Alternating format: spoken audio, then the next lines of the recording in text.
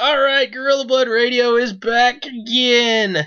Daniel, Scott, and Aaron is here. What's going on, fellas? Daniel screwed up. Huh? So you can tell Daniel screwed up. I screwed up already, yeah. Aaron said something really funny and I hadn't hit the button yet. So, What did I say? basically, you go ahead and do that, Daniel. I was like, damn it, I wish I would have hit the button right before that. So you got that on there as I go and say the regular intro. Oh, man.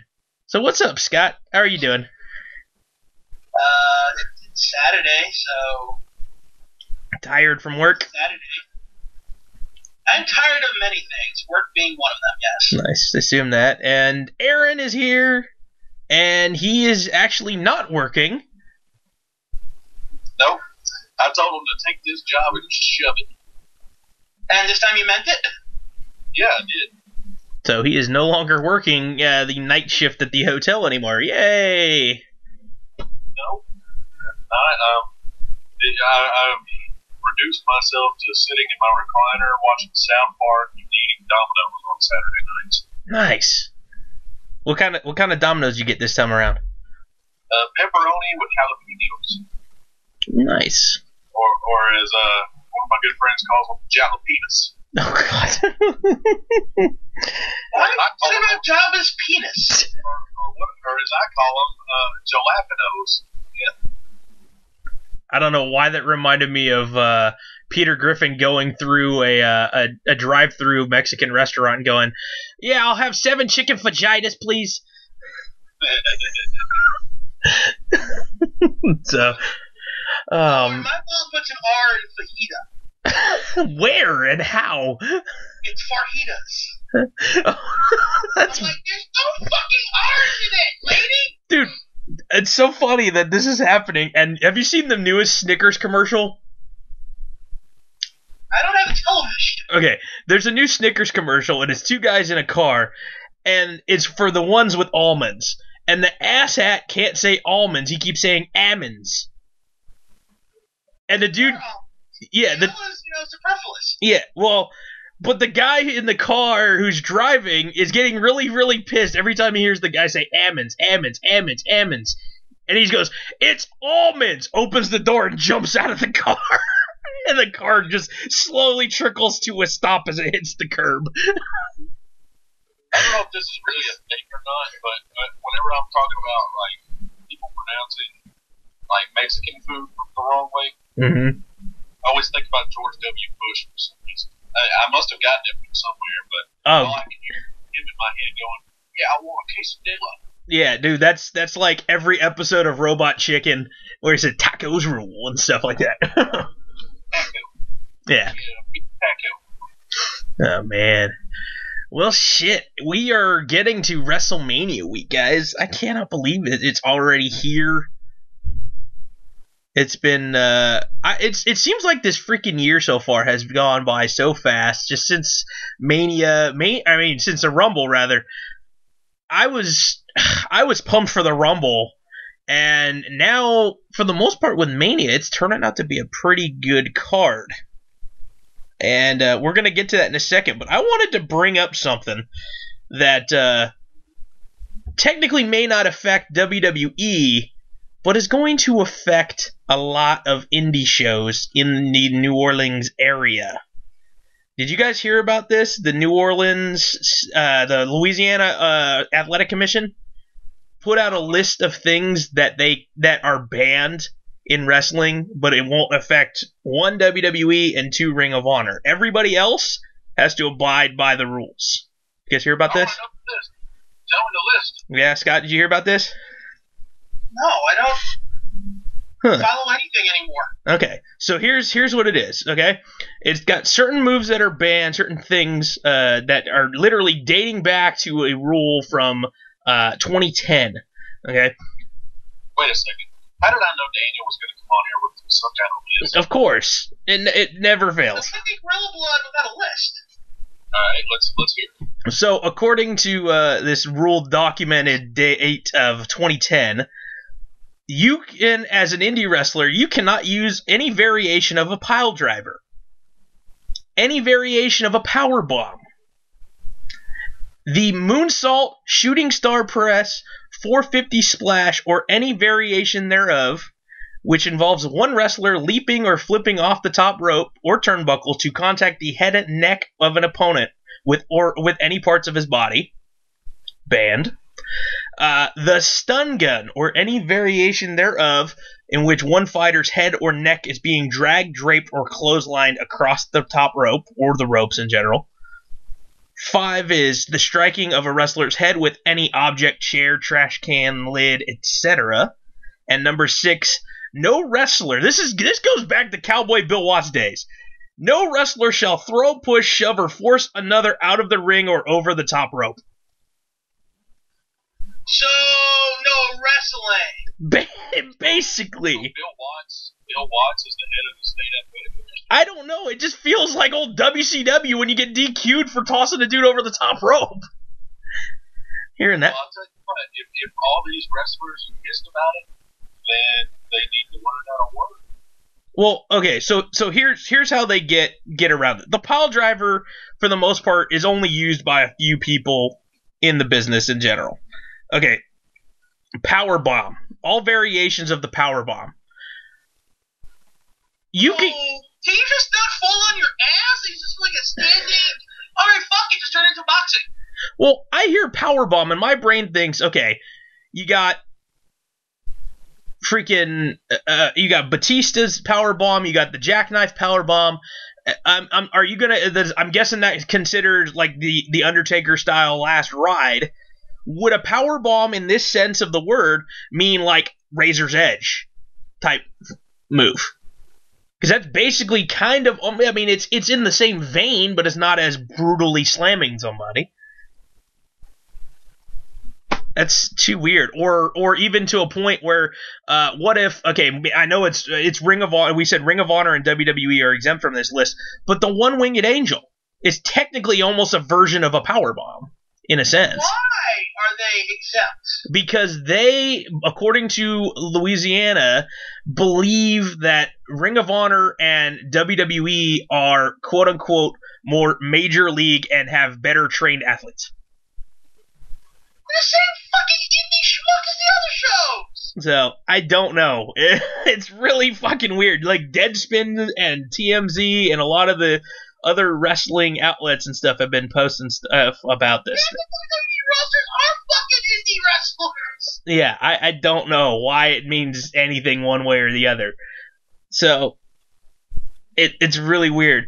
I love the fact that they brought up the stun gun, specifically the stun gun, and the whole neck being dragged, draped across the clothesline, or clothesline across the top ropes, or the ropes.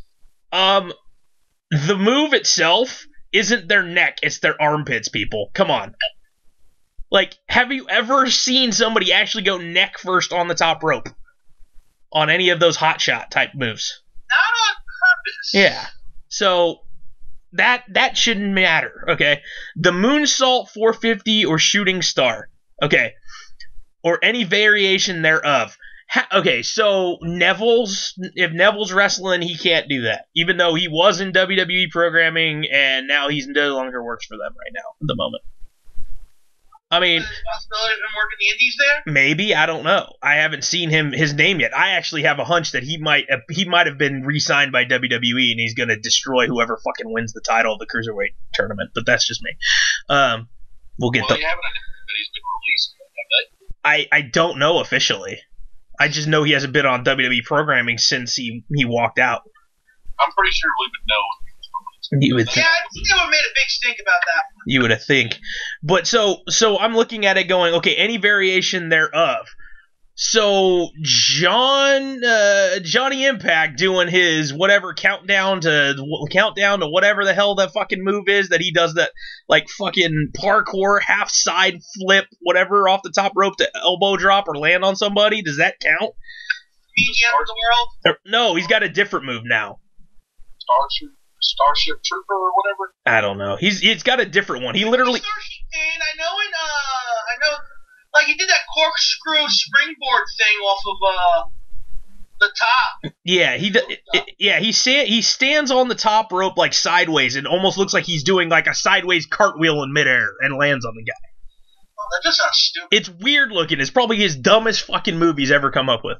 But why does anyone let him invent moves? I don't know. But I can't help but look at this and go, okay, moonsault, shooting star, 450 or variation thereof. Would that move? Would the what's it called? The not Moonlight Drive, the Starship Paint. Would that count? Because he's technically not leaping off the ropes. He's flipping off the ropes, so I guess maybe that would violate whatever that rule is. He's falling off the ropes with pizzazz. Yeah, exactly. He's not flying, he's falling with style. Exactly. But it makes sure, it also mentions contact to the head or neck of an opponent. So does that mean, okay, you're not going to see... Okay, it's 150 their balls. But I'm looking. Yeah, they're gonna hit them right in the midsection. They're not gonna hit them in the head or neck. So does that mean like no Kota Ibushi Gold Star moonsault off the middle rope to the outside and them catching him? Like that's what I think is they're what they're going for. Maybe is that those kind of moves, the plancha type moves to the outside, maybe more so. Need the moves that are interesting and entertaining. Yeah. Which is sad. Which I'm shocked they didn't put straight up plancha or suicide dive or whatever. Maybe they don't know the terminology for it. Maybe. I'll tell you what it is, because I've heard from people in the business before that this kind of thing happens. The State Athletic Commission doesn't want wrestling in Louisiana. Probably so not. They're to make it as hard as possible to put on shows because they know they can't stop WWE. They really can't stop Ring of Honor. These smaller shows, they have a better opportunity of catching them doing something they're not supposed to do. And they know that they don't have the legal power that someone like WWE has. Yeah. So it's a big political thing, and they're trying to drive wrestling out of the state. Well, they don't, because it's a disgrace to real sports. Yeah. According to this. So then just call pro wrestling what it is. Art. Yeah. So claim it's something else. Sports Athletic Commission can just wash their fucking hands of it, and just treat it like performance art. Yeah, so apparently there's going to be commission officials on site for a lot of the other shows. So the quote here on Deadspin, another section adds that, quote, the commission official on site may at his sole discretion allow wrestlers to perform prohibited holds, moves, or maneuvers listed above, provided permission is sought and obtained prior to event by both wrestlers and the requesting wrestler having sufficient training, athletic ability, and experience to perform the maneuver without endangering one another. So, yeah. That doesn't sound horrible overall because we've seen some fucked up accidents. Oh, yeah. I mean, shit happens. I mean, shit can happen in WWE. I mean, for the love of God. I mean, Perro Aguayo died in the ring from a fluke accident during a match with Rey Mysterio. It was almost technically a stun gun. He did it. He wound up, wasn't it during the 619? It was actually the drop kick before the 619. Into the ropes? Yeah, okay. Yeah. So basically, when he stun gunned himself. So he didn't, I mean, I don't know. It didn't even look like it should have done anything, because I'm sure most of us, or if not all of us, have seen the footage. Yeah. I mean... I studied it and went, that was the freakiest fucking accident ever, because it looked like that should not have happened at all. Yeah. I just find it so funny that they're I don't know, man, that they're saying certain things are major league and whatever. Like, granted, okay, Ring of Honor now has a major, I mean, they have major funding behind them now, major corporation behind them. Impact has a fairly decent-sized Canadian company now behind them. But, I mean, a lot of those guys have worked both places. A lot of those guys who are on some of those shows work Japan. Some worked in WWE before. What's the differential between the training levels of this stuff? That seems so stupid to me. I don't know. I don't know, man. It depends. Like, I don't know, maybe it's a good thing that they need proof. Maybe they don't want some guy who just came out of a fucking wrestling school to go up there and try a 450 splash and, lawn dart himself in the middle of the ring. I mean, I guess it makes sense for a random indie fed or a regular show that's going to happen the whatever that does a monthly or every other month show.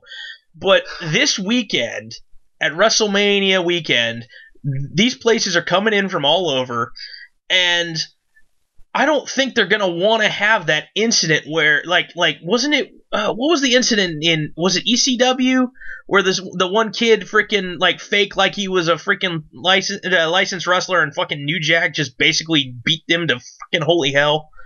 The mass transit incident. Yeah, thank you. I knew you'd know it.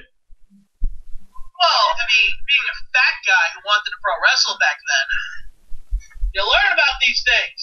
So, remind everybody what happened. So, a guy named who was wrestling under the name of Mass Transit, who was 17, had his father give him permission to work with ECW as well as fake his age, I believe, and because they were looking for someone to cover for Bubba Ray Dudley who wasn't there. And then it was, I believe, the Gangsters versus Devon Dudley and Mass Transit, who looked like a 10-year-old Big Boss Man. Okay. And New Jack went into him and bladed him hard, cut him across the forehead. Because you're in the fucking ring with New Jack! The kid died, like, 6 years later from gastric bypass surgery. Good Lord. Wow. That was supposed to help him. Oy. Well, I mean, I think the surgery itself killed him. Oh, man. He was just too big to have the surgery and just couldn't handle it. It happens, man. That's one of the reasons why I wouldn't want to do it. Yeah. Plus, I like food too much. Yeah, I could not take the punishment. I thought about it for a little while myself. Aaron was talking about it for a while. He probably had the best shot of all of us to actually do it. Not gastric bypass surgery. Oh, I thought you talked about wrestling. Fuck that. Oh, shit. My body would never handle wrestling. And I've been asked multiple times to get into the ring because of my size. I'm like, I can't get into the ring because of my size. I am a broken person. Yeah. Like, my legs are too fucked up to do that shit. Oh, man. Well, shit, dude. I mean, this whole thing is kind of crazy. I mean, they actually mentioned, I guess, Luke Hawx is, I think that's his name. He's Luke Hawx, Wildcat Sports Promotion. They mentioned him specifically in this article. And he's still promotion now? Yeah, Wildcat Sports. Ah, good for him. They're gonna be talk about him throughout the show throughout the years. Yeah, they're performing. They're doing one of their shows at WrestleCon, and on their card, I'm just looking at the picture. Okay, on this card right now, it looks like they have Hardcore Holly, Damian Says, Jeff Cobb, Stevie Richards, Billy Gunn, as well as other indie guys that I can't recognize. It looks like one of the girls is maybe Deonna Purrazzo. So, I mean, you're telling me that Steven Richards and Hardcore Holly can't perform a pile driver? Well, first of all, I think pile drivers for the most part can go away. Or a power bomb. Yeah, okay, the power bomb, I think there's nothing wrong with that, unless you're, Kevin Nash trying to power bomb the Big Show. Yeah. And you fucking can't even stand on your own legs, let alone pick up a guy that's 450 pounds. Now, I want to know what the criteria for, the State Athletic Commission for allowing these moves to happen. Well, the way... I don't see Stevie Richards or Billy Gunn hitting power bombs to begin with, or pile drivers, maybe Hardcore Holly. Yeah, I mean... Well, what's the criteria? I think that's the most important question. Not that they want to do this, because I don't think doing this in general is a bad idea. It's okay, so what do you want from us to prove to you that this is something we can do? Yeah, well, according to this article here, for, again, Deadspin, Luke Hawx has already talked to them at the commission, and basically the commission doesn't know any of these guys, he said. They don't know what they're capable of. There's a big difference between a guy like Joey Janela doing a pile driver and The Undertaker. Undertaker's been on TV for almost 30 years now, and I'm not dissing Joey Janela. If this guy wants to do a Canadian Destroyer, they're not going to let it fly. I still think it's a shitty move anyway. I know, but still, it's one of those things where some of these guys, I mean, it's so funny. Like, they know, these people in the Athletic Commission know nothing about wrestling at all. They're basically, saying that they're going to have somebody there to kind of keep an eye on things, and you can commission certain you could talk to the commissioner and try to get the permission before the show starts. So I'm guessing when they're walking through their matches, they're going to have the commissioner, whoever is licensed there, and then that they can say, hey, we want to do this move. Okay, they show him the move. Okay, maybe you guys can try do it again, just so he can see you can do it multiple times in a row and do it to where you're not violating one of the rules, or if you're good enough to do the move. Again, I don't think that's horrible of an idea. And overall, if it doesn't hinder for the most part the matches, but then again, some moves don't need to be used in general. Yeah, the pile driver, I'm okay with if you basically the only people on the planet. I mean, if it was still, again, early 2000s or whatever, the only people still using the pile driver were Undertaker and Kane. I had no problem if they were the only two people on the planet who can use that move because of the tombstone. But guys like Eric Young, that's been one of his main staples. Same with Bully Ray. Like Bully Ray, you would think that he would be. Nah, man, Tommy Dreamer. Tommy Dreamer too, yeah. But honestly, to me, the loss of the pile driver is not a big loss. But the power bomb and the high flying moves, that does hurt certain people's movesets overall. Well, considering the fact that I guess now it's time for them to learn how to wrestle. Well, but considering the fact that again, some of these promotions that are coming out there, Aaron and I are going to be in New Orleans. Okay, we wish you were coming with us, Scott. Honestly. No, you don't. Yeah, I do. I wish you were there. But we're going to be going to see an Impact versus Lucha Underground. Depending on who they're bringing out for these matches, the Lucha Libre style requires the top rope. So some of the guys, depending on who you've got coming in, Phoenix, okay? That's one. Phoenix is going to be using the top rope. So he now can no longer hit his finishing move because he's not in the Ring of Honor WWE deemed Major League right now. Again, remember, they said that they're going to ask for criteria. Maybe if they give a resume of how many years they've been in the business, how many injuries they've had or not had. Maybe if they just go through that and they have some sort of documented proof, then this shit won't be a problem. We're all getting panicky for no reason. No, oh my god, maybe. I'm not going to see some flippy random wrestler number 3,472. Part of me is also wondering, it sounds like, obviously promoters have to get a license. I wonder if the wrestlers have to register themselves just for this one show anyway. Well, shouldn't they all have licenses to begin with? Well, not every state has an athletic commission like Louisiana or New York or whatever. Here in California, to my knowledge, I don't think anybody has to have a wrestling license. That I don't agree with. I think, you should have proof that you've trained. You can't just be like, I want to wrestle!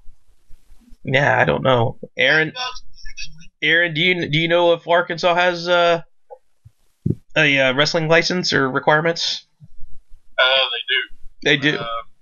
Yeah, the last I heard, you even had to be licensed to ring the bell. What? What? What type of license do you need for that? Not just in Arkansas. You have to be licensed, I believe, in Louisiana by the State Athletic Commission to ring the bell, be a referee, be a ring announcer.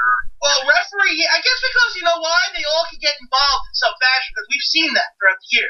We've seen Howard Finkel get involved. We've seen people thrown into the timekeepers area, especially in the WWE. That happens a lot. Yeah. So I can understand why they want people to be situated where they can take a bump and not get hurt. No, you don't have to be a licensed wrestler to ring announcer. You have to be a licensed ring announcer. I think licensed to be a ring announcer. Any fat schlub would go, ladies and gentlemen, boys and girls, children of all ages, this is your main event! Basically, you go to the office and pay $20 to get a license. Your name on it. Well, fuck that. I like how easy that is. Yeah. So I'm going to send you $20. Get a ring announcer's license in my name. Just so you have it. I've literally seen lights with the referee bringing out and time. Literally just walking up. So-and-so State Athletic Commission, professional wrestling lights, bring down what it says. Now, I guess, do the referees have to be trained, though? You would think. What? Like, don't the referees have to be trained? Well, yeah, because the referee, in my opinion, is the most important part of the whole match. Not only that, though, I mean, they're pretty much wrestlers themselves. Yeah. And, you know, I was talking to one of my friends the other day, and not many people realize this, but, you know, when referees take bumps, they look like they have no idea what they're doing. But they do that on purpose. Because so they don't look professional. Exactly. If a referee takes a better bump than one of the wrestlers, then how does that look? Yeah. So that's why they get tangled up in the ropes. And that's why they look like supposed to look like. I mean, seriously, you're supposed to look like you got knocked the fuck out. You know, look like you got knocked the fuck out. Either that, or you're supposed to make it look like you're just some schluff that got knocked the fuck out. Either that, or take a back body drop bump like Ric Flair, all sideways and shit. Remember, he couldn't land on. I know. Issue that he had. Yeah, I know, but it's always been funny to me to see that afterwards, going, "Oh yeah, I forgot about that crash." So yeah, but the fact that he even wrestled for as long as he did. Yeah, it's insane the fact that he was still going through stuff. But oh my god, man! So this stuff is just kind of, we'll see what happens. I mean, I think that they're going to be able to get around certain things. And again, if the wrestling commission has somebody there at every show, because there's right now, to my knowledge, there's probably at least over the course of from Friday through Sunday, there's at least a dozen shows, if not more, that I haven't found yet. But also too, I read something and I'm trying to find it, but I can't at the moment.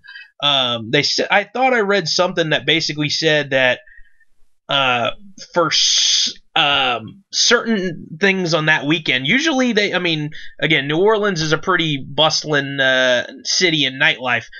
Supposedly they're not going to be having any shows after midnight. In the past couple of years, they've been doing shows after WrestleMania on that Sunday night, like midnight wrestling. And supposedly now Louisiana's not going to let them do that. So that kind of threw off a bunch of other shows that they said, hey, we want to capitalize off of the fans that are still awake and wanting to go out and do something after WrestleMania. Because Aaron and I did that when we were up in Dallas a couple years back. So yeah, that was something else that they added to the thing. I'm okay with that. That one's not a big deal. They'll find another venue, they'll do a show, and people just have to pick and choose which one you want to go to, because that's just normal. So exactly, with enough fucking wrestling shows out there and enough fans in the area, yeah, that should be fine. Yeah, that one should be cool. Now, okay, I gotta ask you something here. Before we get, that sounds wary. Okay, before we get into the Mania card, I'm gonna send you a link here. So that you guys can kind of see what ends up happening. So in this article, you see a picture of a wrestler reaching out to a little girl. And now he's a heel. Oh, I saw this. He's a heel. He reaches out to the little girl, and he pulls his hand away and spits his gum at her, and then walks to the ring. The dad then jumps him from behind and starts to try to attack him from behind. This is the main reason why this is such a big deal right now is because this happened at the Cali Combat Impact Wrestling pay-per-view taping. This actually happened. I actually know this guy, Devin Danger. Okay, he works in the Big Time Wrestling promotion and other promotions in California. This is playing out as a big deal for some huge reason right now. I don't know if it's just because it's been a slow wrestling news week, which you'd think it wouldn't be with Mania coming up. But he did this, and afterwards, supposedly there was a conversation between he and the dad, and he apologized, and then the internet got it and went crazy. He gave a statement himself on it, and apologized on the internet about it. I'm just wondering what in your guys' mind is too far, or what? I mean, or something like that. I mean, it's not. I don't know. I don't know how to take this, and I'm just wondering what you guys might think of an incident like that. Didn't they say that he spit on the little girl? They said he spit his gum out at the girl, but yeah, they originally, I think they said spit on. A lot of people are saying spit on a kid. He spit his gum at her, like in that general. If you watch the video, you can see something actually shoot out of his mouth. And I watched the video, but I didn't see anything come out of his mouth. But it was plain as day. It was a piece of gum. Yeah. If he did spit his gum on the little girl, then fucking shame on him. But at the same time, I guess we're not allowed to have heels anymore. I mean, no, I don't remember getting upset when Davey Richards spat at me. Actually, I made fun of him for missing me because I'm so fucking fat. Jeez. Easy target. Come on, man. Seriously, like, he spit. I was like, oh, poor Davey. Did that hurt? He's in a ladder match against Steve Erica and the Wolves. Okay. And he looked at me and just went, and I'm like, you missed! How'd you fucking miss? Look at me! Yeah, man. I'm on it. Man, you know, you can't. Oh, God. You all know my word for this.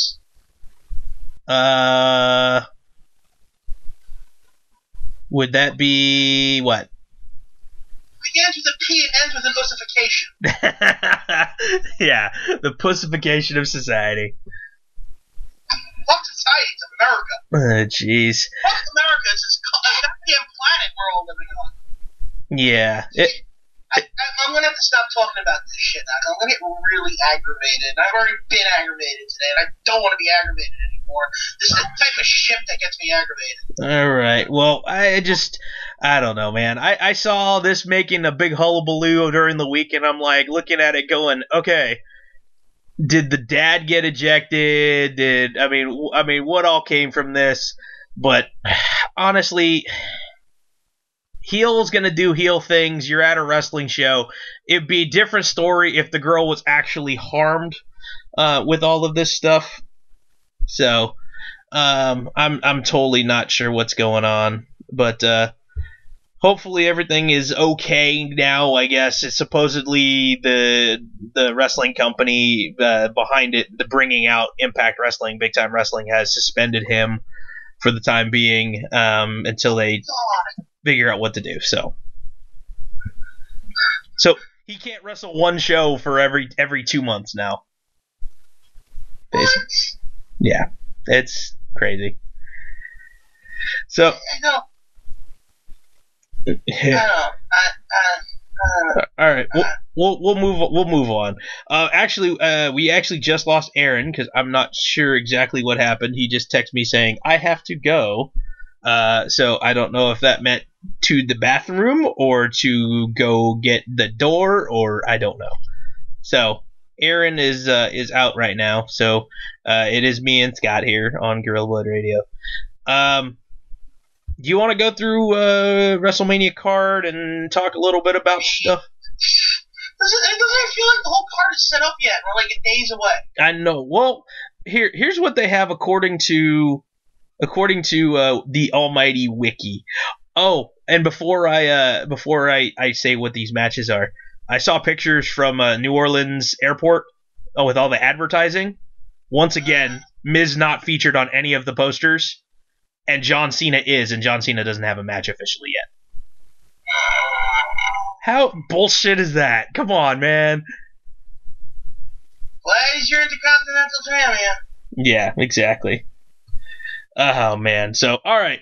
So, we have 2 Memorial Battle Royals. We have the Andre the Giant Memorial, and then the I don't know what women's wrestler we're going to nominate to be the actual spokesperson of this match battle royal.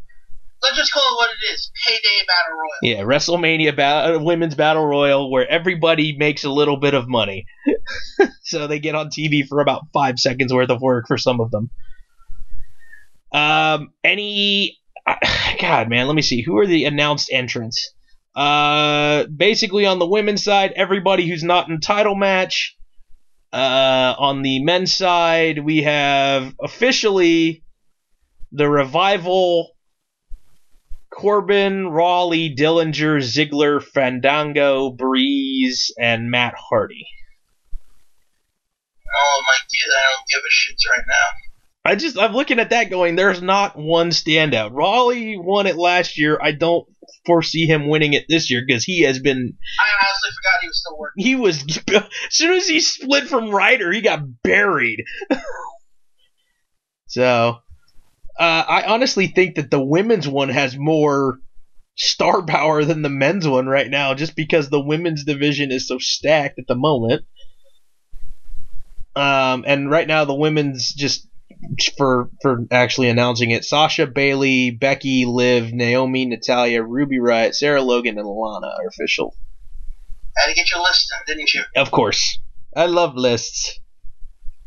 Why do you think I watch like all them freaking videos on YouTube like Watch Mojo and all that other crap? We just call this show The List. So there's that. I mean, I have a feeling this is basically another vehicle for Sasha Bailey. That's basically what it's going to come down to, my hunch. Well, why not just have a match? I know. The guy side, I think it would be fun.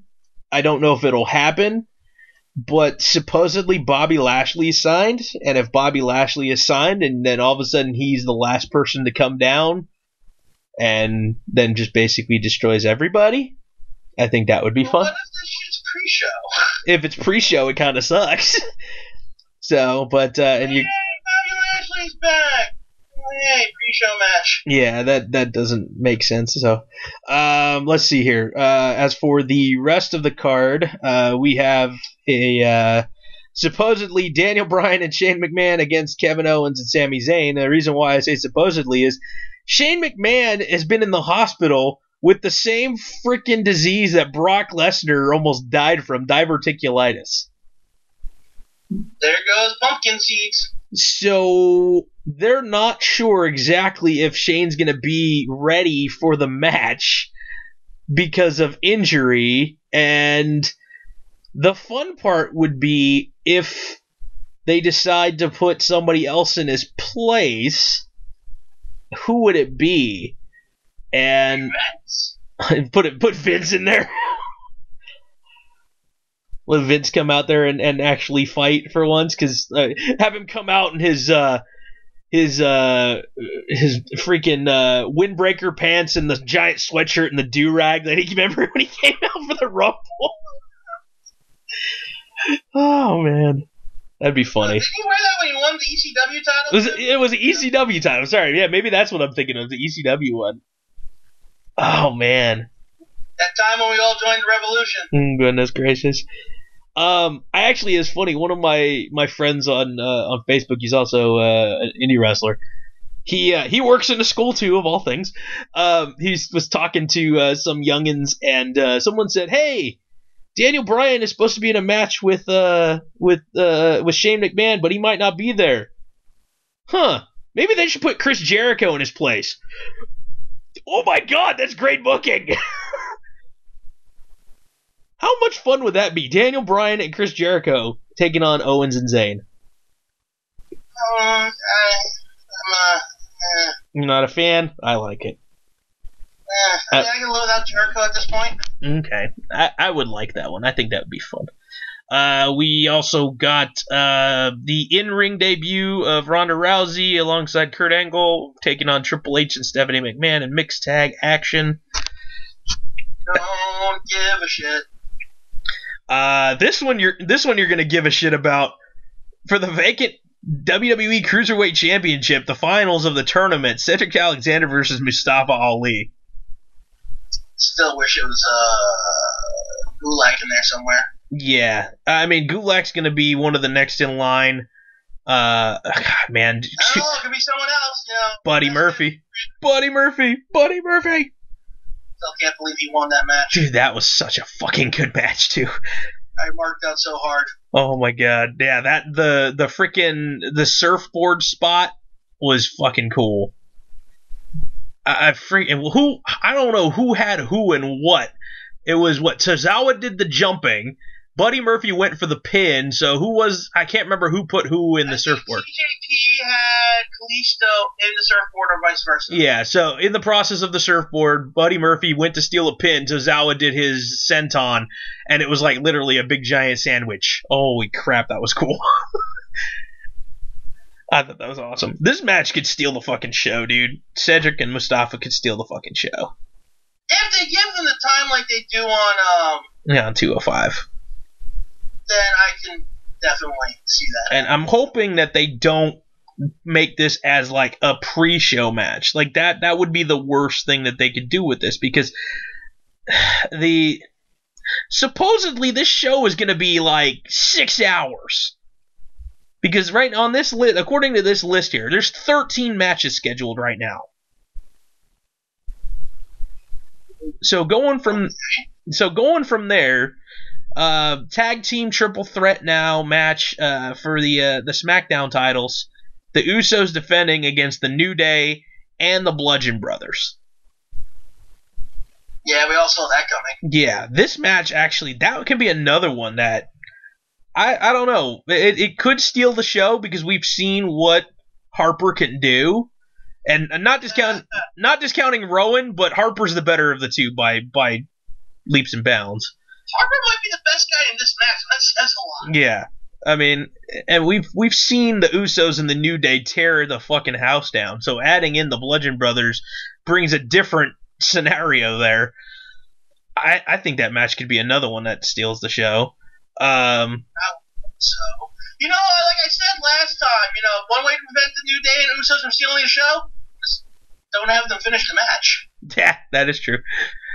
Oh, man. And then we have the Raw Tag Team titles on the line. The Bar, Cesaro and Sheamus, defending against Braun Strowman and To Be Determined. At least it ain't vacant. Part of me is still... I don't know, man. Like, I still would love to see him just grab Kurt Hawkins and just take him down to the ring kicking and screaming. And Kurt Hawkins gets his first win in 3 years, and he's a tag team champion with Braun Strowman. It sort of worked that way for Heath Slater. Yeah, that's true. I think that would be fun.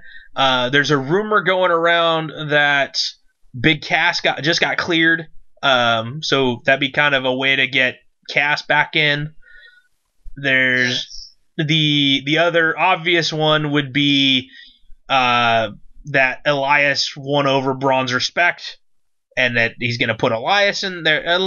And then the only other thing that could possibly happen, since, I mean, we all know he's in much better shape now than he was before, but the Big Show may have, again, is rumored to maybe have one more, at least possibly run in him, or the Big Show could be the cause of why Braun Strowman loses, and then once again Braun Strowman just destroys him, because we all saw the bullshit that happened when Big Show got tossed through the cage and out to the floor previously, when last time we saw him on television.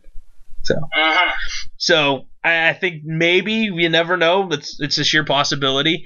That's also something that I haven't heard the rumor for that yet, but the Bobby Lashley in that match, I mean, if it's an open spot, I can see somebody new being thrown in that position.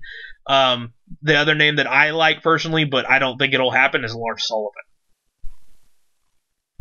I don't think it should. Oh man, I think that'd be awesome to have those two fucking monsters on the same team. Yeah, but Lars Sullivan's still just, he's still green. Making it through NXT. Yeah, and he's gonna be. The night before, he's literally gonna be in a title match. Yeah, we will go through that too. That's gonna be a fun one to go through as well, because I think we're probably just as excited about that too. Yeah. Let's see. SmackDown Women's title, Charlotte defending against Asuka. It's basically the title versus the streak. That one's going to be fun, and part of me wants to see Charlotte drop the belt, but You never fucking know. You never fucking know with WWE in that case. I don't care about the streak anymore, so if that died on Sunday, I'd be fine. Yeah, okay. The Raw Women's title match, Alexa Bliss defending against Nia Jax. I think that one has to change hands.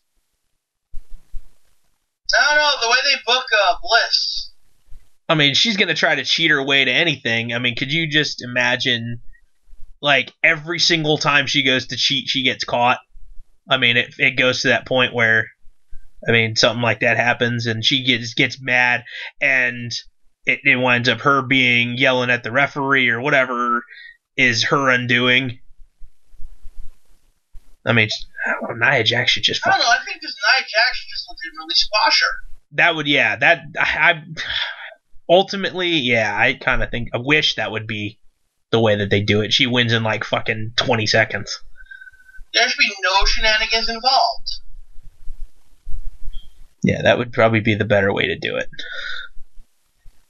So, hopefully, that's the way it goes, because Nia deserves a fucking run, and especially now they've been playing up that fucking bullying angle again, after Mickie James was the person who used to get bullied all the damn time, as part of the angle for her being a little bit thick in the midsection at one point in time. She got abs now. She don't care. Yeah, so let's see here. We got the Fatal 4-Way for the U.S. title. Orton defending against Rude, Mahal, and Rusev.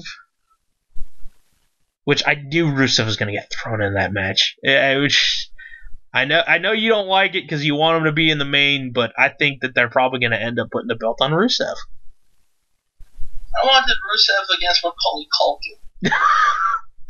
For those of you guys who don't know, Rusev put a challenge out there to anybody who wanted to challenge him at WrestleMania.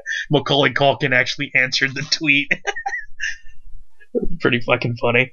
I'm just surprised Macaulay Culkin's a wrestling fan. Well, the best part was Rusev's response. You saw that, right? Yes, they said it. I read it on the air. Oh, you did? Okay, I couldn't remember if you read that on the air or we talked about that afterwards. Oh man, that was funny. Then we have the triple threat for the Intercontinental title. The disrespected once again on the posters, The Miz, who's a new daddy. His wife Maurice just had their baby Monroe Sky Mizanin. So congrats. Oh, there goes his run. Yeah, so congrats to The Miz and Maurice on their new baby girl. He's facing. Miz. Yeah, so that's probably what's going to end up happening. He's facing off against Seth Rollins and Finn Balor. Honestly, as much as I love to hate and love The Miz at the same time because he's just awesome. He's, honest to God, he's probably the best heel they have on the roster.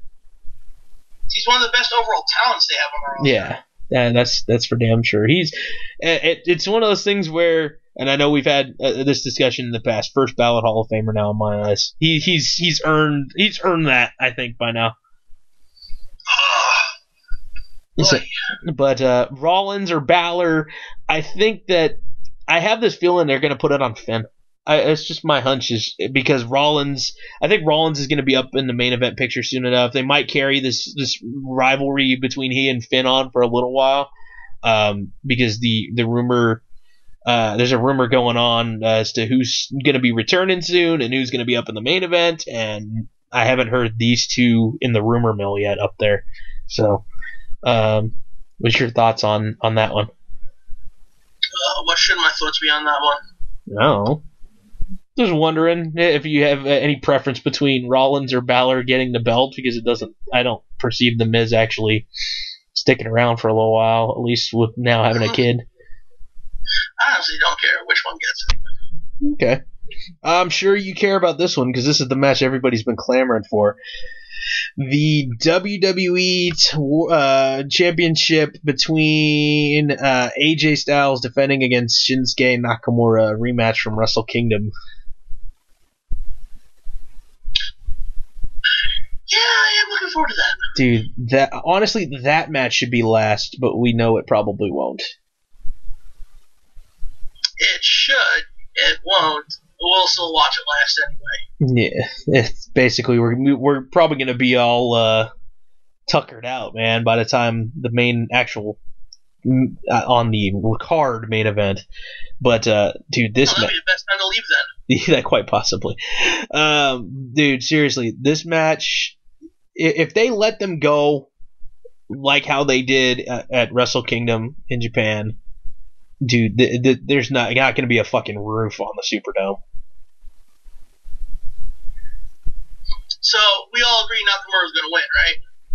I think he's going to win. Yeah, I think, dude, almost every title for the most part looks like it might be changing hands, which is going to be crazy if that's the case. But I don't know, man. Nakamura, if Nakamura doesn't win, I would be shocked.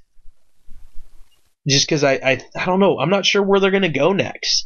Like, are they going to, if Nakamura wins, he's got to get his, AJ's got to get his return match. So carries over to what, Money in the Bank? Is that going to be, because is everything we were saying is going back to co-branded, I think, now from here on out? Yes, I believe so. So, I mean, that'll be Money in the Bank will be their rematch maybe. Who knows where the fuck they go from there afterwards? Because even right now, it's not necessarily the focus of SmackDown. It's like playing second fiddle to Shane and Daniel Bryan versus Kevin Owens and Sami Zayn. I mean, do you feel that way too? I can't help but think sometimes that they're focusing. Once the McMahons are involved in any storyline, everything's always second fiddle. Yeah. No matter what, and it takes away from the overall show. I don't know. I don't find as much enjoyment out of SmackDown like I used to. Yeah, because I mean, once you heard Land of Opportunity and all that stuff, I thought, okay, cool, this is gonna be great. But then all of a sudden, Shane's getting in matches and jumping off the cages again. It's like, yay, okay. Yeah, anytime I have to see him is not a good thing. So, and then cap it off, we have the Universal title match, Lesnar defending against Roman Reigns, which I honestly believe that this is Roman's time to officially get that belt and avenge all those freaking losses to Lesnar over the time span, I guess. Because, I mean, hell, dude. Because this is this is only going to be the second time at Mania that he is squared off with Lesnar officially, I think.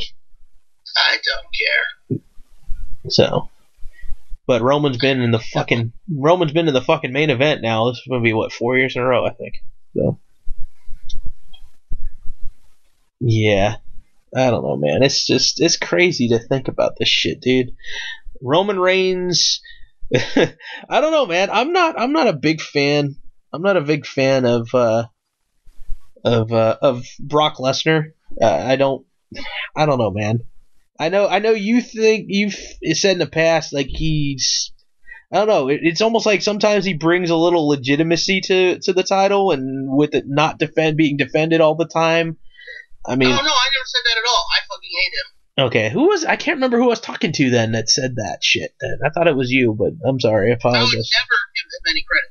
Fuck that guy. Okay, well, I apologize for saying that. Speaking on your behalf when it was wrong, I apologize.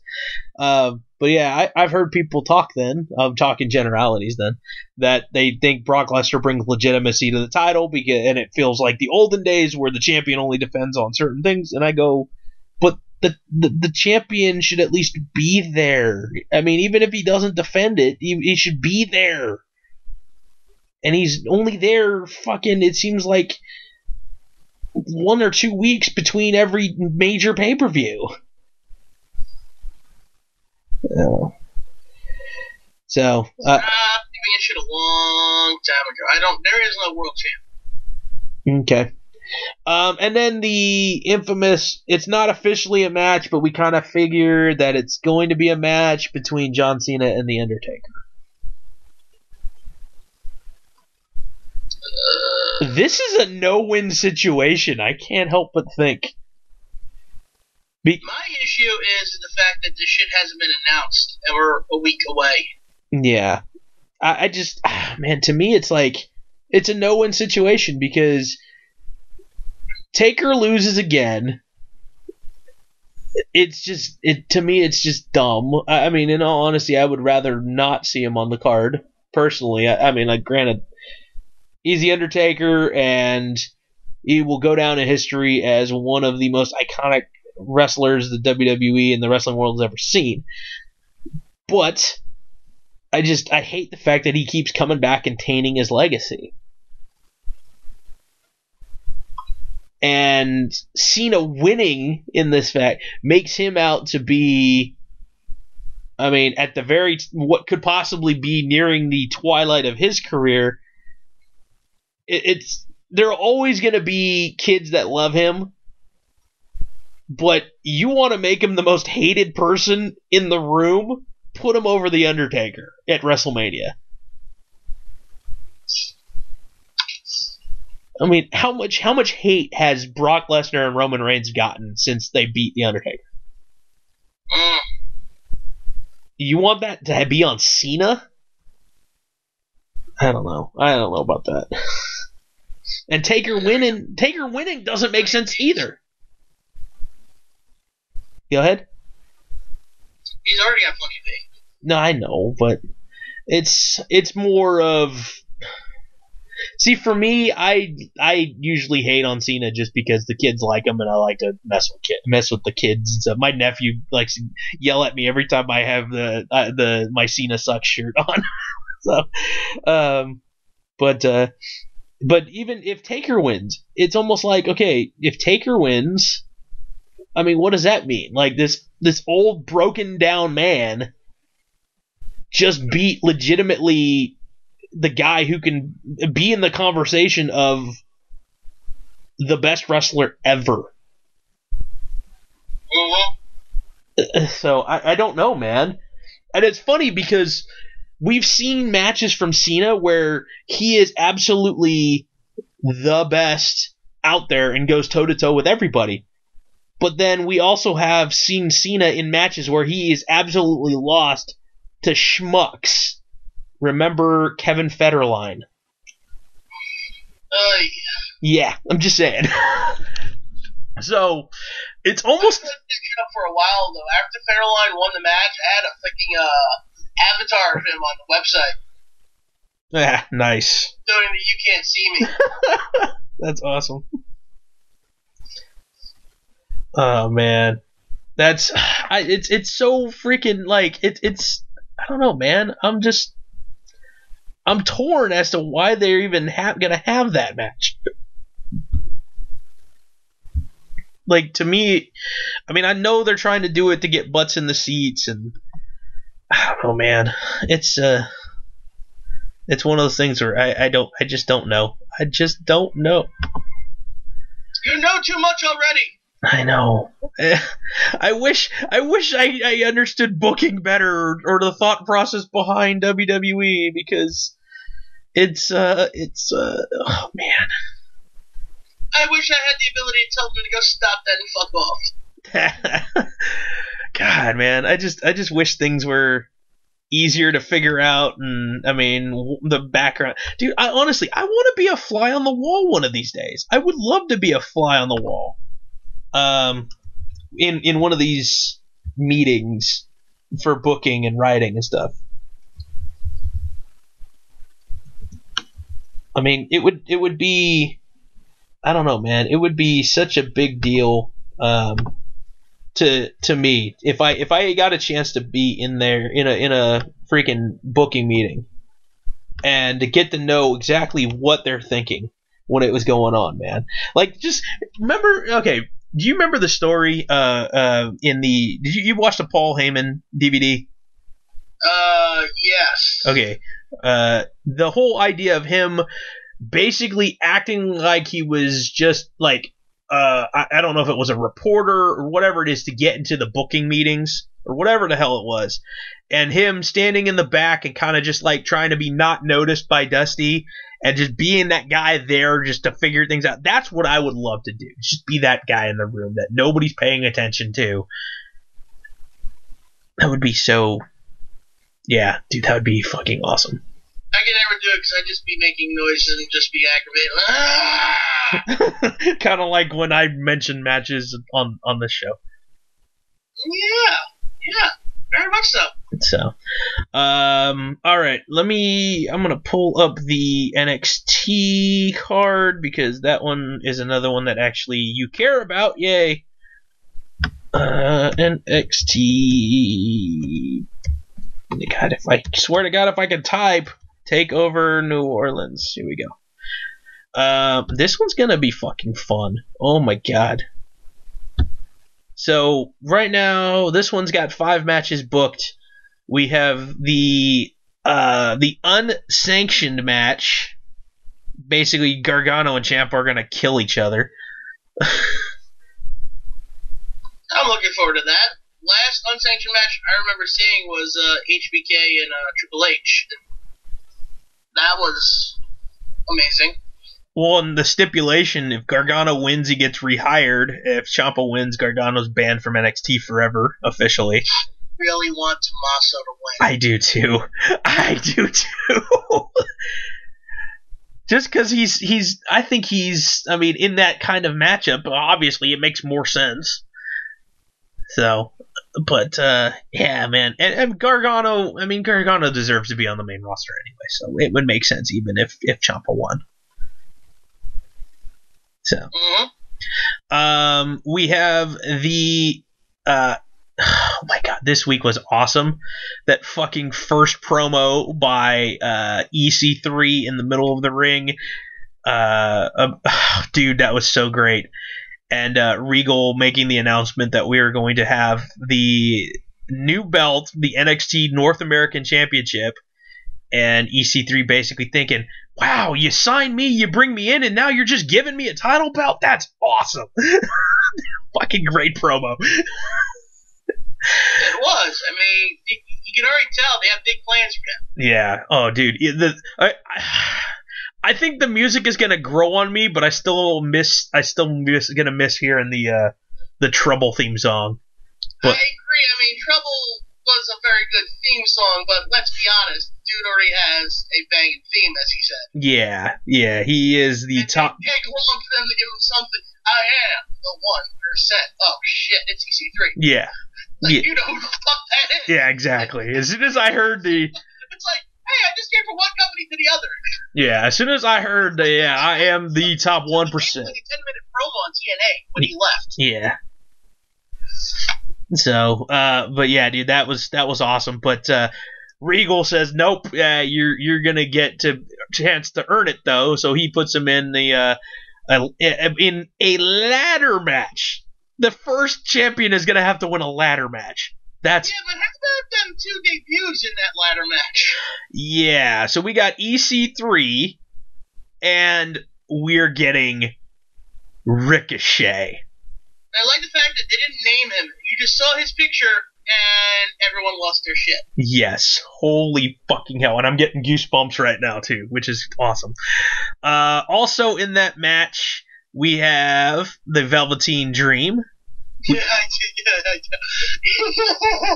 I love the fact that you're getting giddy over that. Dude, just the idea of Velveteen Dream hitting that fucking, that cartwheel DVD on a ladder. Yeah. Oh, man. Oh, God, if that doesn't happen, I'm gonna send an angry letter to the WWE. We mentioned Lars Sullivan, which, oh my God, that's awesome. Killian Dane. We've seen how badass he can be in these big matches. We saw. He is getting a hell of a push. I hope when they bring up Sanity that he is the marquee player in that group. Mm-hmm. Yeah, we saw him tear it up, man, in the War Games, and also the one, the only Adam Cole, baby. Hey! So, this match is just stacked with talent, man. Just absolutely stacked with talent. And what match I want to see more of this, or the match between Gargano and Ciampa, or the fucking main event for the title? Yeah. So, also we have the we're gonna have a triple threat tag team match.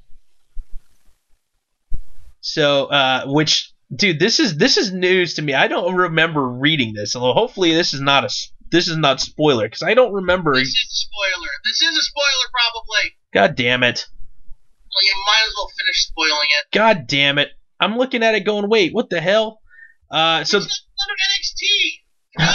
Oh, duh, that makes sense. Fuck, I'm sorry. So, the final, it says on here, okay, so wait, so maybe someone's fucking with me. Because on one place, it says the final NXT TakeOver New Orleans is the Authors of Pain taking on Pete Dunne and Roderick Strong. But I thought fucking, and then for some reason, this thing is trying to say it's for the fucking title, and I'm like, wait, what? Because I thought fucking, Bobby Fish is fucking hurt. Alright. Give me a second. NXT. No, I can't even fucking... I'm confused. Okay, let's go to NXT News.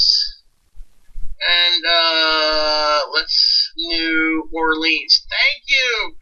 So for those who don't know why I am having to fiddle my way through this, I don't have a space bar, an E key, or a 3 key, so I've been fucking around with trying to make this work.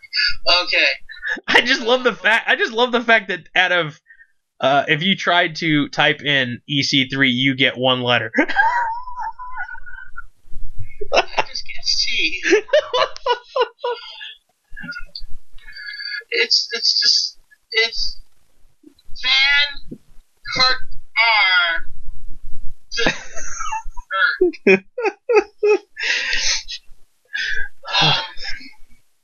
Okay, so it looks like they're freebirding the Undisputed Era Tag Team title for this one, according to the Almighty Wiki. So okay, but Adam Cole's in another fucking match already. And? You're gonna put him on 2 fucking matches on a card that's like not even 2 hours long. Yeah. Holy fucking shit, he may not be taking very many bumps. So I would say that if we're booking this storyline-wise and all... Okay, I don't know if there's going to be a triple threat unless, like, we might be partially spoiled, but not completely spoiled because we don't know the results of the tournament because it doesn't say there's a result here. There is a little thing. I don't know why it's a triple threat. It says it's a triple threat down here, but why? Yeah, that doesn't make fucking sense. Just Undisputed? I bet you Undisputed attacked them. That's why. And there was no winner. There was no winner. So Fuck. Okay then, whoever wins gets the title and gets a trophy. This is why I don't like taped shit.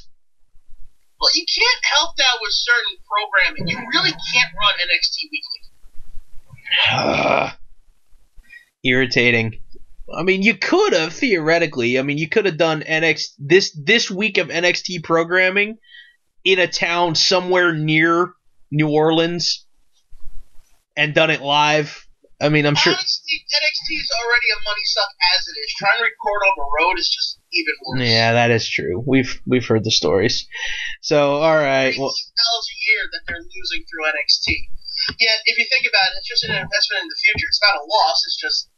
Yeah, you're planning on getting it back later on. You're going to make the profits back just in a different section. That's how companies work, though. Yeah, well... Your money suck, but you need all our money. Let's allocate some of our funds here to you there and make you work, so eventually you work even better and make us more fucking money. Okay, and in all honesty, all of these guys down here right now at NXT, how do you think they do on shirt sales? Well, I think a few of them do pretty well, actually. I mean, you would think, man, that certain people, I mean, when it comes down... Dude, Johnny Gargano is probably selling a shit ton of t-shirts. You would think... I know Tommaso Ciampa's shirt's doing very well. Well, that... Ciampa's trying to get people not to buy it as a heel. Yeah, I think that's awesome. So, that Blackheart shirt is fucking sick. That I stay in character. Yeah, that Blackheart shirt is fucking sick looking. Dude, he's like... Fuck, man, the Sicilian psychopath. I love the fact that he still gets Psycho Killer chance. Yeah. Wouldn't that be awesome if you just get, like full-fledged arena psycho killer chance in the future. Yeah, that would be fucking cool, man. Man, I'm so glad he got signed. You know, I've been waiting for this for a long time. Yeah. So we'll skip that tag team cluster that I have no idea exactly what's happening yet because of all whatever. No, I think it's going to start with the tag team clusterfuck. Okay. Because Adam Cole. Yeah, you would think. Then you're going to have the women's title match. And then which we'll get in a moment. And then non-sanctioned. No, honestly, I think if you really, I know this is something I don't always say, but this is one of the few times I really think it is. The non-sanctioned match has to close. Has to close? Wow. I know I always say the title match should close, but there's the occasion where the title match should not close the event. One of them was Hogan Rock. Okay. You can't deny that wasn't a piece of epic storytelling that should have closed the show. Okay. Yeah, no, I can see that. All right? It's very, very few and far between. You know? Like, I honestly think Shawn Michaels and Ric Flair from WrestleMania 24 probably should have closed it also. Okay. Yeah, I can see that. And just ended on Rick in the ring. Yeah, I can see that. All right? Now, the way I want this to be booked, Ciampa winning, that would just be the most heartbreaking ending to an NXT. Even more so than when Ciampa tried to cave Johnny Gargano's head in. Yeah. Nice. Yeah, it's one of those things where I think you're right. Now you sold me on that one, dude. Actually, there's probably more hullabaloo, I think, for the hardcore fans about that one than there is with Almas and Black. Look, let's be honest. As much as Almas and Black is going to be, I don't know. That could be. I can't figure out which match will steal the weekend yet. Yeah, that one could be another 5-star quality match too. Oh my god. They might just have to put the pay-per-view on the match of the year candidate list. Yeah, and here's the fun part, dude. Because this seems to be the weakest match, and even this is still going to be a good match between Moon and Baszler. Yeah, I mean, you guys know my thing with Shayna Baszler. I'm not overly fond of her. I'm not sold on her yet officially with stuff. I mean, I know she could be theoretically the biggest female heel we've had in a long time, because she is that bully character that is tough as fucking balls and could probably beat half the dudes on the roster in a real street fight. But I don't know. It would be different if you had a different babyface hero, in my opinion, than Ember Moon. I'm gonna be honest with you. I want Baszler to win. You want her to put Ember on the shelf or something with it? Well, I think she's gonna run Ember out of NXT officially. Okay. I don't mind Baszler getting the title this early. I really don't, just because of the presence that she has. Okay. Hell, just that one bit of promo work that she did when she was on the fucking commentary. Yeah. Was really, really strong. And that cockiness when she put her feet up on the table and just leaned back, and even the guys are just like, yeah, dude, that's the scariest part of the whole damn thing. Like I said, she can basically beat the shit out of anybody. So to me, that works overall, and I really don't mind Baszler getting the title this early, because I'm sure there'll be some women in the company that can eventually go against her and put on some really good matches. Okay. And then Kairi Sane already has a win against her, so it wouldn't be unfeasible for her to actually get the title off of her. True. Very true. And then main event, we mentioned Almas defending against Aleister Black. Again, another possibility of a 5-star match there too. It's one of those things where me going down there and I have to choose between going to Ring of Honor or going to NXT, and considering the fact that I have the network and stuff and I can watch it more readily available than Ring of Honor and Granted, I've never seen Kenny Omega live, and I really want to see Kenny Omega live, and that was really the deciding factor at the time, buying tickets a while ago now. So I'm kind of like, damn it, I wish I could go to both. Because I've really... It's my concession I'm making right now. That's the only reason why I'm not yelling at you is because you chose Kenny Omega.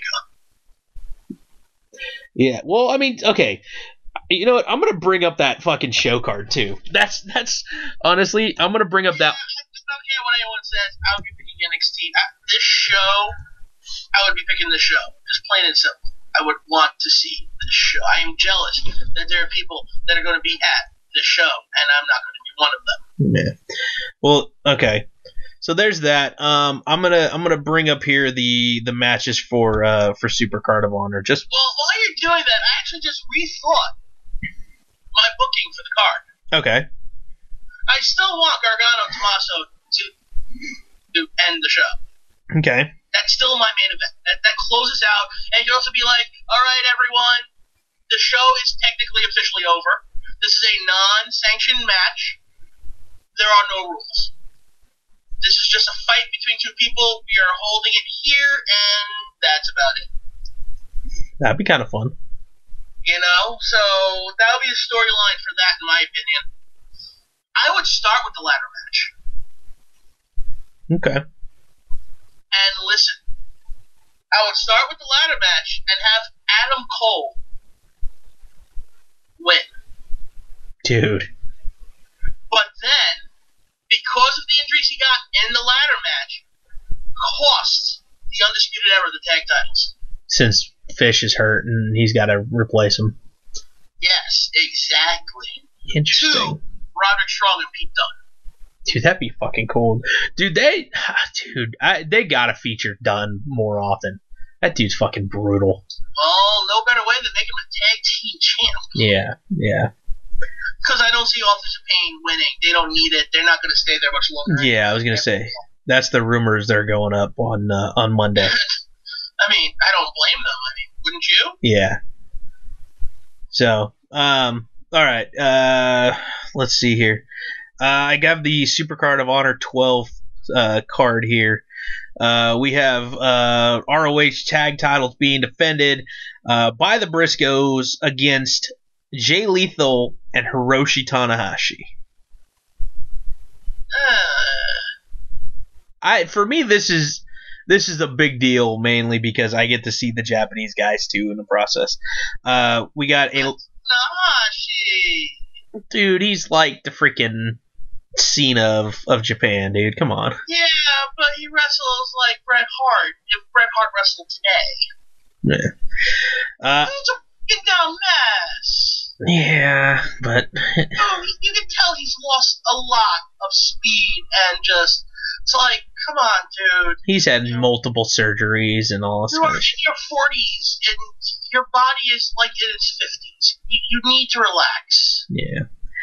Well, we'll see how things go.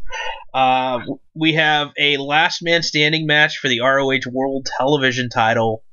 Kenny King defending against Silas Young. I have no interest in that match whatsoever. Maybe you'll... None. I got one here that's going to be fucking brutal, that's for damn sure. Singles match. Punishment Martinez taking on Tomohiro Ishii. I still have yet to see a Punishment Martinez match. Oh, dude, yeah, that guy is not bad. But that's going to be fucking brutal because Ishii, man, he's fucking brutal. Let's see. Ladder match for the World 6-Man Tag Team Championships between SoCal Uncensored, who are the champions, that's Daniels, Kazarian, and Scorpio Sky, taking on Flip Gordon and the Young Bucks. What the fuck is a Flip Gordon? Flip Gordon is a young up-and-comer. Is that like a flippy version of Flat Stanley?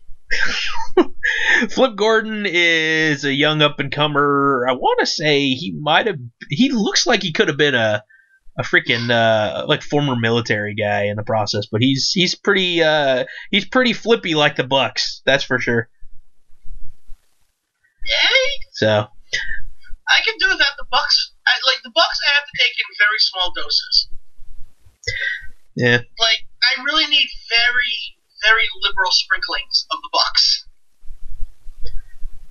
Because after a while, I just don't want to see the Bucks anymore. Yeah, no, I don't blame you. I know people. It depends on your on how much they're being oversaturated, and I know lately they've been very saturated in the market there. So no, just in general, I've always needed the Bucks because it's the same match every fucking week with them.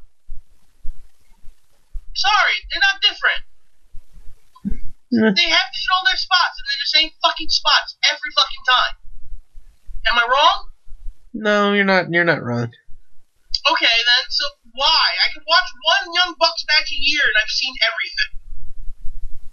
Just depends on who they're going against. The Young Bucks are not. Please, no, it's not. No, it doesn't. I saw them versus Show and Yo earlier this year. I'm good now. I saw them lose the junior heavyweight titles. I'm fine. I'd rather see more Show and Yo. Aren't they going? What are they? They're RPG. What is it? Is it Funky Vice 3K? I'm okay with that, especially since when I used to watch them, they were the fucking Tempura Boys. Yeah, the Tempura Boy. That's what I always remember them as. Show fucks at the ROH shows that I went to. Yeah. Not even good ones. Let's see. We got the semifinals and finals of the inaugural Women of Honor Championship Tournament. The four that are still left: Kelly Klein, Mayu Iwatani going at each other, and then Sumi Sakai going against Tennille Dashwood, formerly Emma. So okay. I'm just glad that the women are getting their chance in Ring of Honor too. They finally have enough women that are. They could have had enough women for years if they just worked with Shimmer, but they didn't. Yeah, that's what they should have done. That's the unfortunate. I mean, seriously, ROH could have just done mixed Shimmer ROH shows if they really wanted to do a Women of Honor thing. But they have an odd on it, and they had some great fucking women for a while, like Awesome Kong and Sarah Amato, Sarah Del Rey. Yeah, way back when. Yep. Hell, what the hell is her name? Allison. God. Allison Danger. Yes, Allison Danger. Yeah. Hell, in recent memory, Veda Scott was there. She's not the greatest of wrestlers, but dude, as a fucking manager, she's. We're not talking about managers. I know. We're talking about wrestlers But, right now. well, hell, dude. Mischief comes through every once in a while. Yeah, Mischief came through once in a while. Freaking. They had a lot of talent that they could have done this years ago. People are obviously clamoring for women's wrestling if, Shimmer did so well. Yeah. Why ROH never took advantage of it, I don't know. Yeah, I mean, so, okay, just... No, instead they had Daisy Hayes. Yeah. God, give her a hamburger. So, yeah, I mean, the women that they had to start this tournament, I don't know very many of them, like, at all. I mean, so, here are the names. I'll throw them out there to you, see how many you know. Okay. Kelly Klein versus Jessie Brooks to start it off. You got Mandy Leon taking on Madison Rayne. So, maybe two. Okay. And Mandy Leon went over Madison Rayne because Mandy Leon has been basically Ring of Honor for the last 3 years. I don't know who HZK is. I don't know, against Mayu Iwatani. Holly Dead faced off against Deonna Purrazzo. Jenny Rose against Kajetsu. Oh, another Japanese name, maybe. Sumi Sakai faced off against Hana Kimura. Stacy Shadows versus Tennille Dashwood. And Brandy Rose versus Karen Q. There's not many names I recognize on that list. And I don't care. I'm sorry, I don't, because it's just... I will see some of them, obviously, because I'm going to a taping. Television taping in 3 months, 2 months. I mean, I just... 2 months. Scott, 2 months. I can't help but notice that there are some names that are out there on the indies that are really big names that are missing from this tournament, and I don't understand how they weren't able to get them for this tournament even. Someone... on the contract, the people are like, yeah, no thank you. Yeah, I mean, but for me, the two names that come to mind would be Rachel Evers, a.k.a. Rachel Ellering, and Tessa Blanchard. Oh, God, maybe they're somebody to eat, that's why. I'm wondering if they're officially still on board with WWE. I mean, I know... I really like that, too, especially Rachel Evers. Damn, she's beastie at times, doesn't she? Yeah, well, and to my knowledge, I think it's Tessa Blanchard is dating Ricochet. So I'm wondering...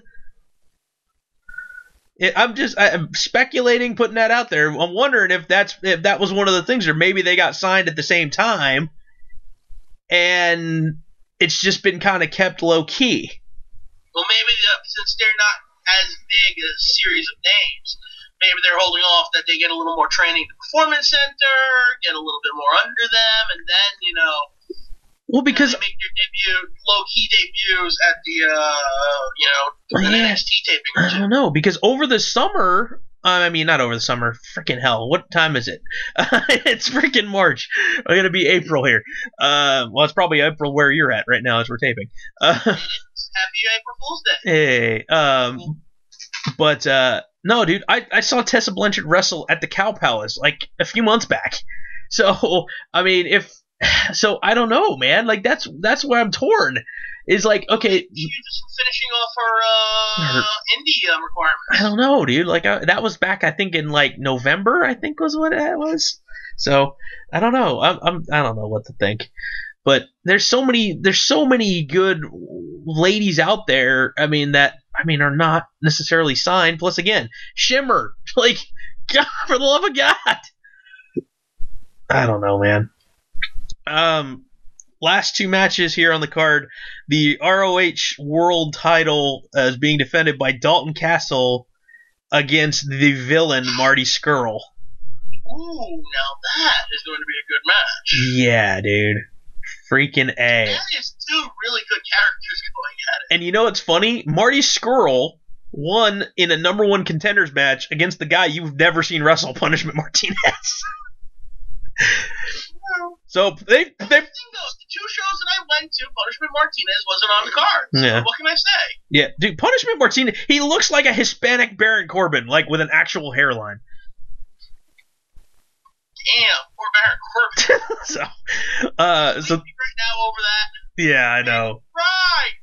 The funniest part is when I was watching wrestling with my nephew one time, and I was telling him, like, oh, this guy's Baron Corbin. And he's like, okay, what does he do? And I go, well, he goes by the nickname the Lone Wolf and this, that, and the other thing. And I tell him, and of course, the first thing out of my mouth is, yeah, you want to see, you look at something funny? He goes, what? I go, look at his forehead. And he goes, why? Look where his hair starts. So I even pointed it out to my nephew. You should not make fun of a man whose hair is escaping through the back of his head. Yeah, I made it known to my nephew, who's 7 years old, that Baron Corbin's hairline starts in the middle of his head. Priorities, I guess. I don't know. So stupid. And then which will probably end up being the main event because they've been hyping this shit up like crazy. Cody taking on Kenny Omega. All the crap that's been happening and the problems within the Bullet Club. Yeah, this one, I'd be shocked if they didn't cap off the show. Again, a storyline that's been going on for a while. Yeah. Really is coming to a head.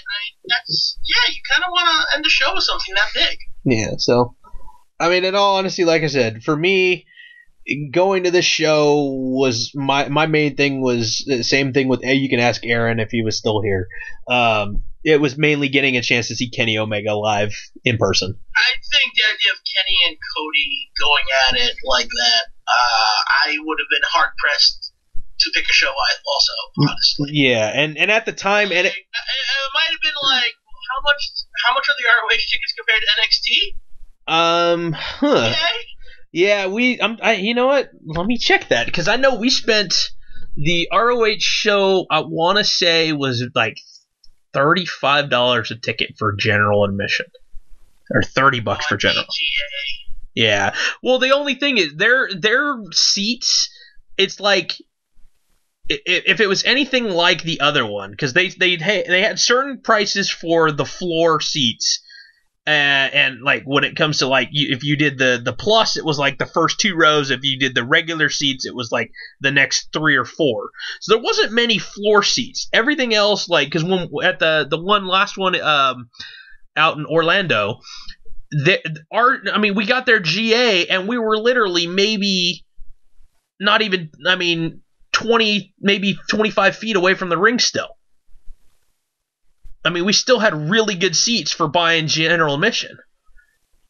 So you have to get there early and wait. I don't like that shit. General admission is too much of a crapshoot for me. Yeah, I don't mind personally. I'm gonna look up here. NXT. Give me a ticket with a number that I know where I'm sitting. Yeah, I guess. I mean, let's see here. Tickets NXT New Orleans on Ticket Bastard. And yes, I did say Ticket Bastard. Right now, the cheapest ones they have still available are $250. So that means everything else has been sold out at Smoothie King Center in New Orleans. These ones are like section 123, row 4. So these ones are literally, so they're not floor seats, but they're like 4th row up in the risers. Okay, you're telling me shit that I'm not used to because I'm used to going to the Manhattan Center. There's like, 4 floors and 2 balconies. That's it. Oh, this place is We this. don't have actual arenas for ROH to go to. Oh yeah, no, this is like if you were to go to Barclays, right, for any show that's over there. They have the seats on the floor with the ramp and then the ring and stuff. Like these are the ones that are officially would be off the court where any normal person would see and sit for a basketball game, a hockey game, etc. So 4th row up in that actual section, and that's $217. I'm gonna be, and that's for NXT Takeover. Well, that's now. Yeah, that's now. I mean, bought tickets when they came out. It probably wasn't that much. This is this is on Ticketmaster. This isn't like secondhand market. Like this is the actual Ticketmaster thing. Well, never mind. Fuck it. I'd probably pay that much anyway. I don't know. Here, I'm going to StubHub. So we'll go on the secondary market here. If you want a seat that's up in the 3rd deck, okay, 3rd deck seats, you're looking at $46 each. That's not bad. If you go down further in the same section, okay, that 123 that I was looking at, you're looking at the cheapest seat being $102. That's really good. So $102 each. So I'm wondering if when I was looking at it, they put the two prices together when I was saying $200. I'm wondering now. So for both seats. So for both seats. So $102 for each seat. I mean, it's not terrible. That's real good. It's not. I paid more than that last year for my NXT tickets. So I don't know. And I had some amazing seats too. I was right next to the crowd entrance that they have for when wrestlers do run-ins and shit. Yeah, I remember you telling me that, and so you got to see Adam Cole before anyone else. Yeah, that's awesome. Okay, let me go for the sake of it here. Blah blah blah blah blah. Super Card of Honor. Blah blah blah blah blah. Looking again, Ticket Bastard.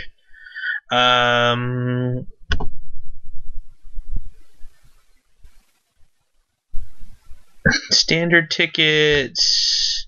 Yeah, $30.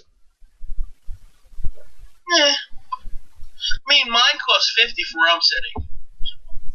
So, I mean, so we'll see what happens. But I was just like, okay, it's cheaper. While I would love to be there for NXT, like I said, I'm glad I get to see Kenny Omega and Cody again. And I mean, I've gotten a chance to see Cody before, but still, it's like it's a different animal now. Plus, I get to see Dalton Castle and Marty Scurll, and again, some of the Oh, dude, and you know what? I fucking just realized I fucking missed one of the matches. Now that I'm thinking about it, because I'm reading through, and then I'm thinking, oh wait, hang on. I missed the match between. It's gonna be Hangman Page. I already don't care. Oh, come on. Seriously, you already don't care, and I haven't even told you who he's facing against? Fine, who's he facing? Yeah. Kota Ibushi. Still don't care. Oh, man. I'd like to see Kota Ibushi live, but... Yeah, that's one I want to see live, so... That's why I got so animated about that stupid fucking rule, but I'm glad it doesn't apply to Ring of Honor. That stupid Louisiana Commission thing, so... I still don't see how Ring of Honor has any more clout than any other group. Exactly. I mean, in all honesty, I don't know. Like, yeah, to me, it's really weird. So you're telling me that, if I had to put it this way, okay, you would trust Emma, Tennille Dashwood, to do a moonsault as opposed to, I don't know, who I'm trying to think of who on TNA in the women's division does a moonsault, but not very many off the top of my head. But or who would you trust to do a power bomb on somebody? Emma or freaking Rosemary? I mean, I don't trust Emma to do much. I know. It's like she's man. So.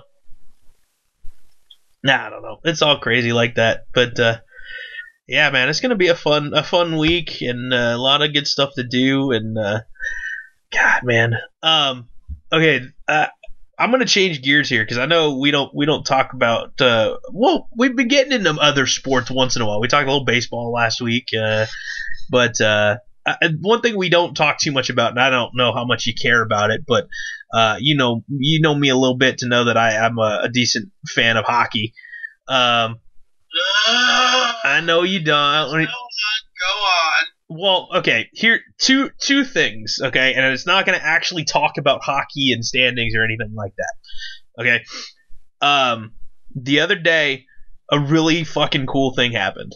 Okay, the Chicago Blackhawks are a really shitty team this year. They unfortunately got hit by the injury bug. They lost their starting goalkeeper. Okay. The other night, they had their backup goalkeeper had gotten hurt. So what something that they do, I guess, at hockey games is they have, I didn't even know this, they have a random person that they bring in as like an extra body just in case it gets to that point where they need an extra, like literally a third backup. They don't sit on the bench. It's just something that's completely fluky if it happens. It gets to that. It actually happened. So the guy who was brought in to be this emergency goaltender is a 36-year-old accountant who plays amateur hockey at a local rink. And he got to play. The Blackhawks were actually winning that game. They were up by like 4 goals.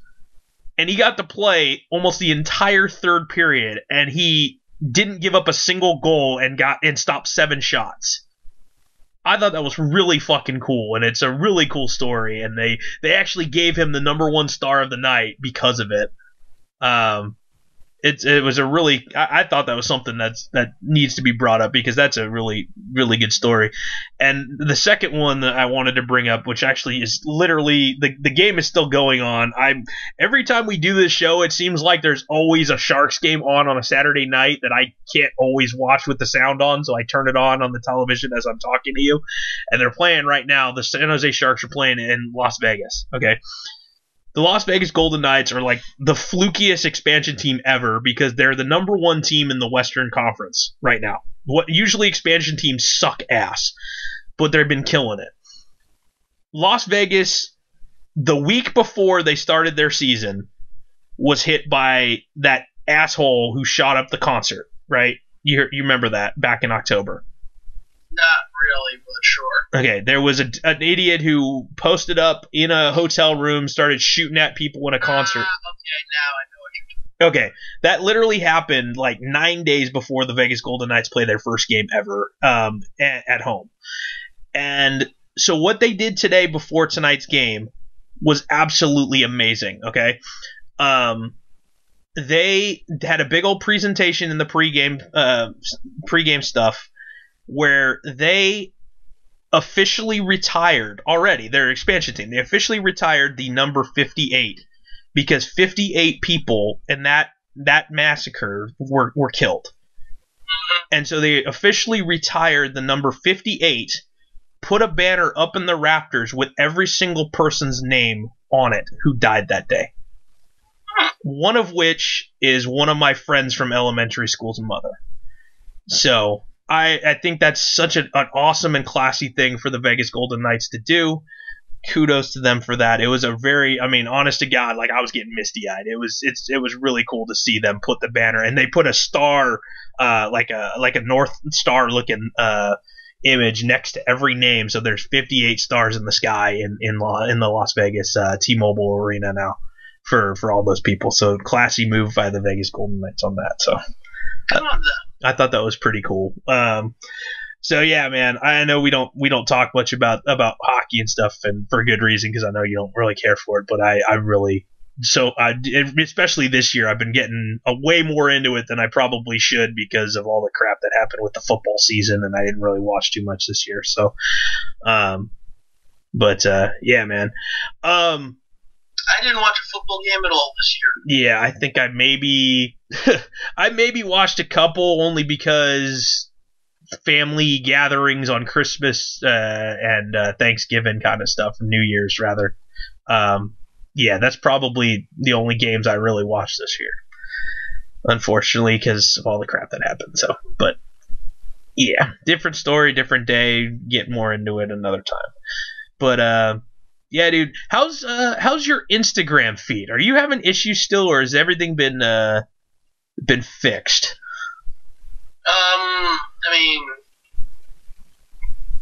It's I'm able to, post shit, get shit up, I guess. I really haven't put too much into it lately. I've been posting less just in general, but I still draw every day. No, that's good. But I just was wondering if your tags and stuff were, because you were complaining about that for a while, and I mean, all of a sudden I didn't hear you complaining about it or saying something about it anymore, and I was wondering if it got fixed. They seem to be working for now, at least. It seems like every couple of months it's like they fix something or they do something new and it breaks something else. You know what would be nice? A chronological feed. Yeah, damn right. They've been doing that again, and it's pissing me off too. I hate that. It would be really nice if they just gave us the option of it being a chronological feed. Well, don't have to, get rid of your whole algorithm thing that you got going. Just give us the fucking option. Let us press a button that says algorithm or chronological. Well, that's, it's funny because that same conversation happened, and I've had the same complaint with Facebook, because Facebook now has their whatever they want to feed you, and then you can click a button to do most recent. But the only problem is you can't change it to the default. You can't have the most recent as the default.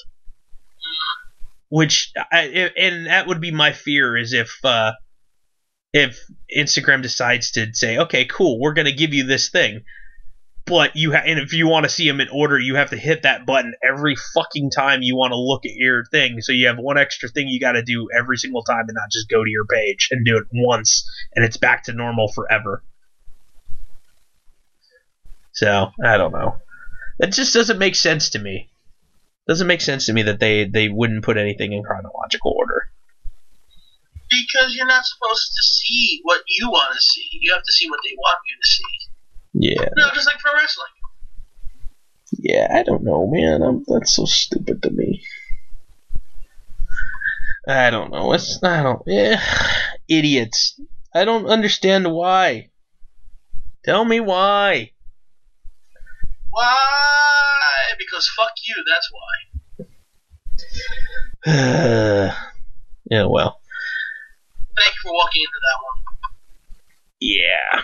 Every now and again that stuff happens, and yeah, I don't even realize that I'm walking into you making fun of me. I like set myself up for that shit like pretty fucking easily too, unfortunately. That happens. Oh man. I can just imagine like a freaking A, man, when SummerSlam rolls around, I finally get out that way and I'm like sitting there thinking, oh man, I walk up to him, hey Scott, here comes that swift kick in the balls. Yeah, you might want to just like show up with a cup. Yeah, wear a cup and prevent it from happening. Oh jeez. Alright, well, you want to call it a night? Because I'm starting to get a little tuckered out here. I don't know why all of a sudden. Yeah, sure. I'm okay with that. Alrighty then. So hit the like, hit the subscribe on the YouTube. You got Scott's on Instagram, ScottNDX. I'm on Instagram, DCrew247. And then be sure to absolutely add Gorilla Blood Radio on there as well. Shoot, what else do we got? I don't know. Aaron's Tong the Chong, or I don't know what if he's changed it or anything. Knowing him, he's probably changed it again. I think he changed it back. Did he change it back to the Aaron Ken? I mean, I'm gonna go look now, cause let's see. Let me go. The Aaron Kendrick. Did he change it back? I guess he changed it back. Yeah. So okay, he is the Aaron Kendrick again. Give him a shout out since he was on the show for a little bit here. I still don't know what happened. He still hasn't messaged me back. Hopefully he's okay. I'm going to text him again here as soon as we get off the air. So, all right. Anything else you want to add? Enjoy next week, so I probably won't be talking to you. Yeah, I'll text you stuff from the show. So, yeah, no show next week. I'll be back the following week. And, yeah, it should be fun. So, enjoy Wrestlemania, everybody, NXT, all that good stuff. And we will talk to you later here on Gorilla Blood Radio.